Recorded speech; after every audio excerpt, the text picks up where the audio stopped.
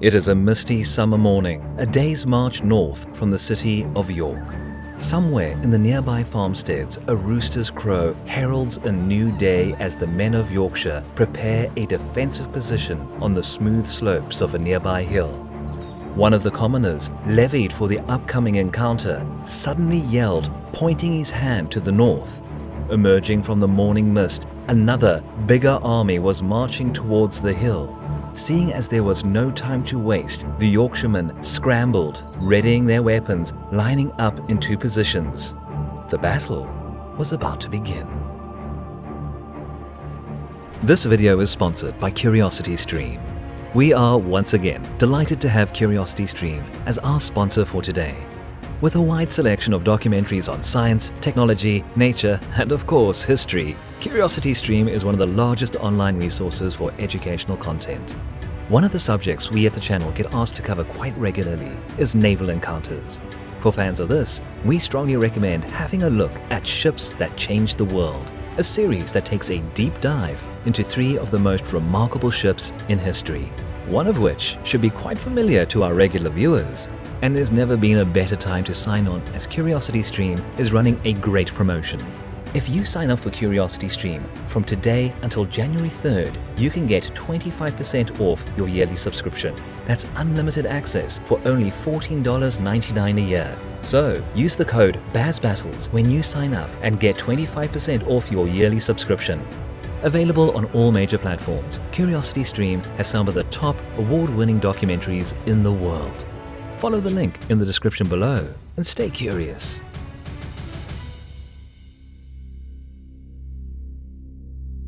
It's late spring of the year 1125.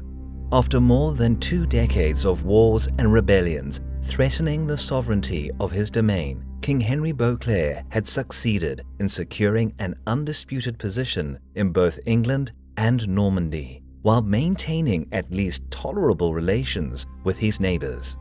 But since the death of his only legitimate son 5 years earlier, King Henry's foremost concern was to preserve his dynasty by either declaring one of his relatives as his successor or simply produce a new heir.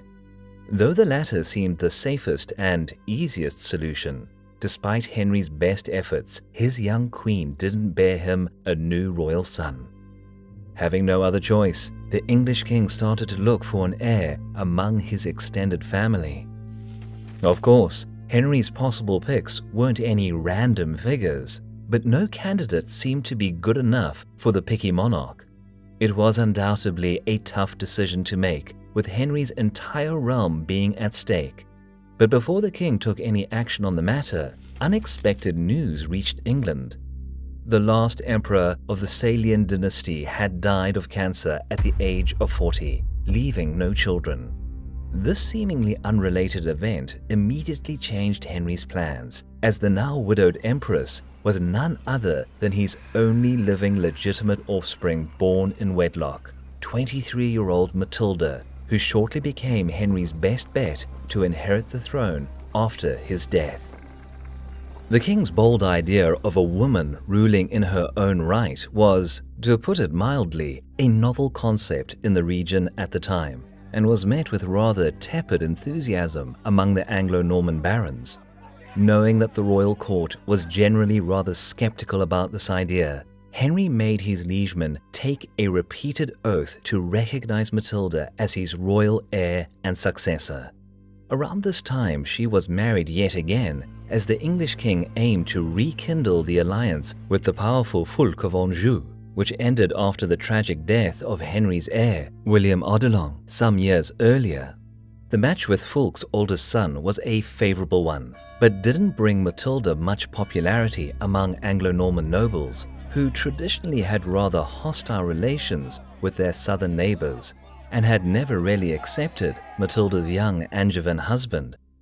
As a result, the couple didn't garner any meaningful support in England and Normandy throughout the early 1130s, focusing most of their political activity in Anjou.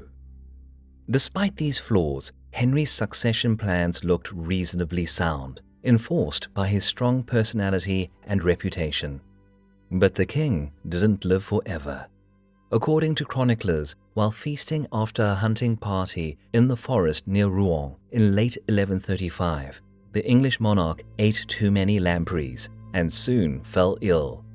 His condition worsened over the week, and Henry Beauclerc took his last breath on December 1st, leaving the realm he had carved out over the last 4 decades to his daughter. As luck would have it, at the time of Henry's death, Matilda was campaigning out on the periphery of Anjou, which hampered her ability to react quickly to the situation.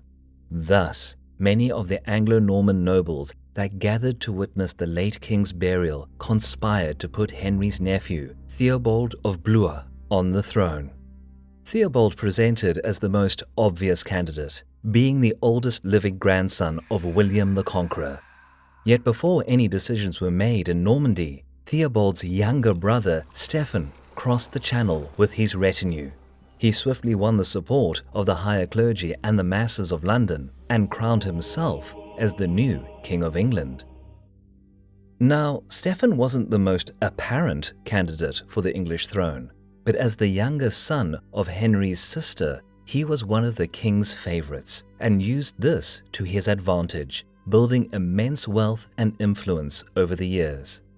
Stephen's modest, easygoing demeanor, combined with solid political acumen, earned him a considerable following, and even his older brother Theobald eventually acknowledged Stephen's coronation.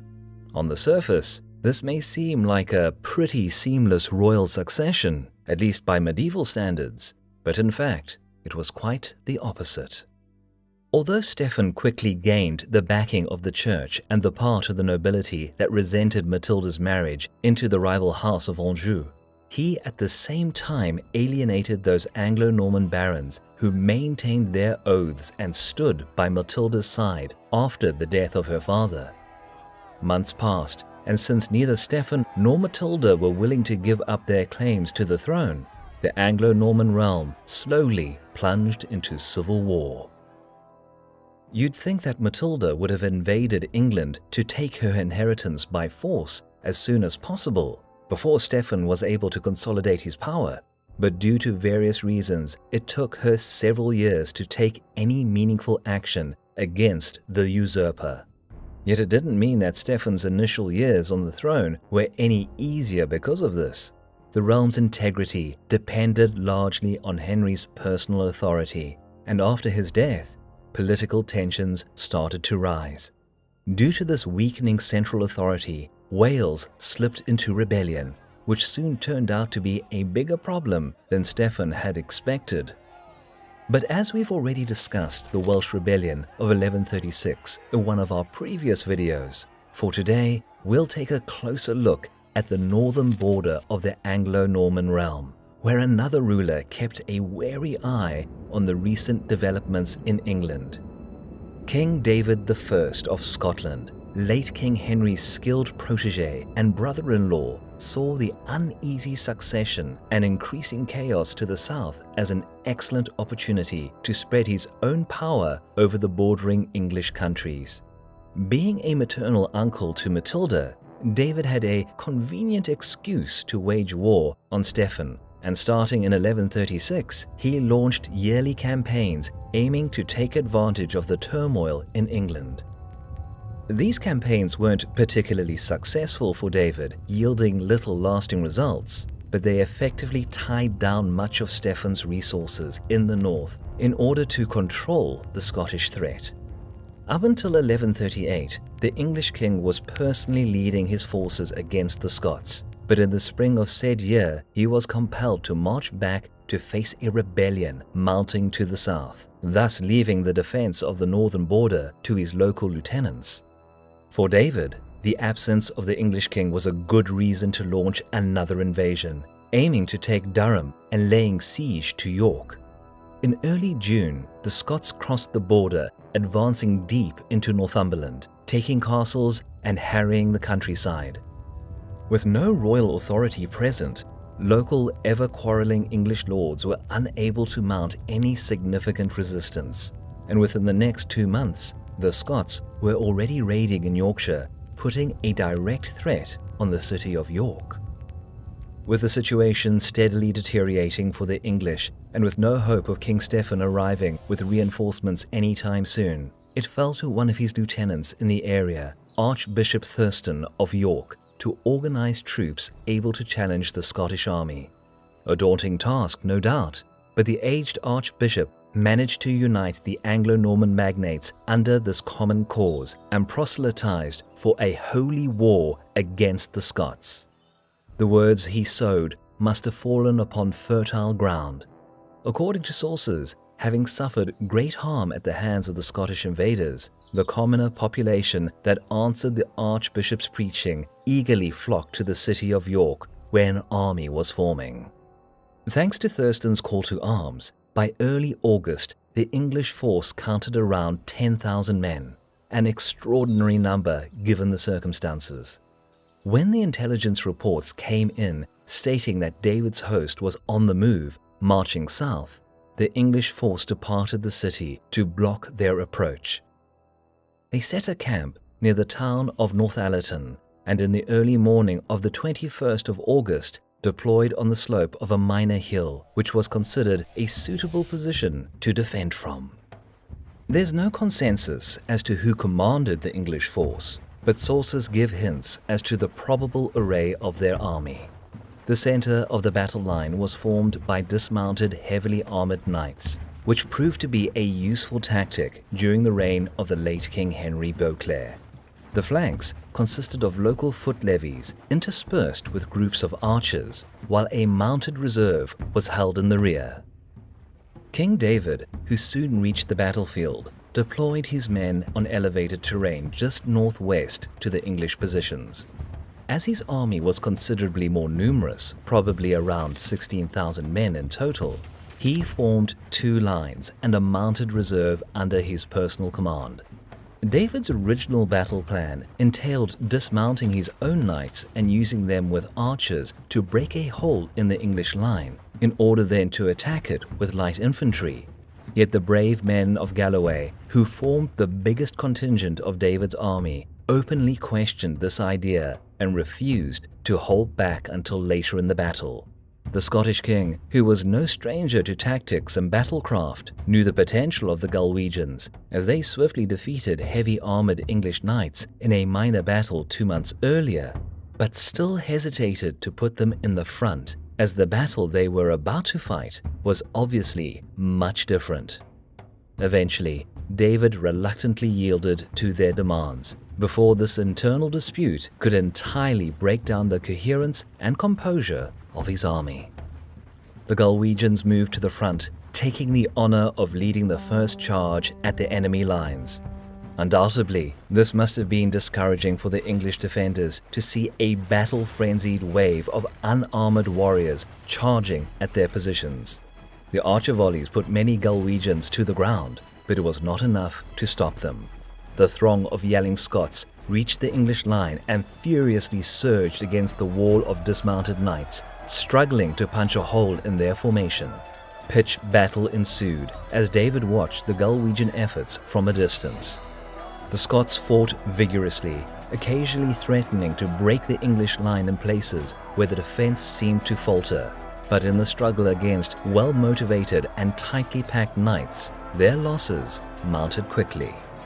The remainder of the Scottish troops waited for King David's order to attack, but it was his son, Prince Henry, commander of the heavy cavalry units, who rushed out to support the Galwegians.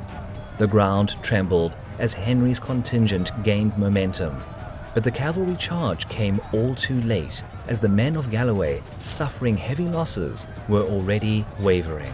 So when Henry smashed into the English flank and broke the enemy array, there were hardly any Scottish infantry still fighting to support the princely attack. In the meantime, King David ordered the rest of his footmen to attack, but due to poor timing and the running Galwegians, this final charge never happened. Prince Henry and his units were embroiled in the fight against the English reserve horsemen, yet with no support, he promptly called his men to retreat. Although the Scots had lost many men, King David maintained good control over his troops during the general retreat that followed, so the English were unable to take full advantage of the victory. The battle, though a clear defeat for the Scottish forces, didn't curb David's plans as one might have thought. Although he abandoned the plans of expansion further south, much of Northumbria remained in his hands, and for a time this satiated his ambitions. For King Stephen, this was bitter news. Though the somewhat stabilized situation on the northern border allowed him to focus more on his problems to the south, the Kingdom of England gradually descended into a full-fledged civil war, known today as the Anarchy.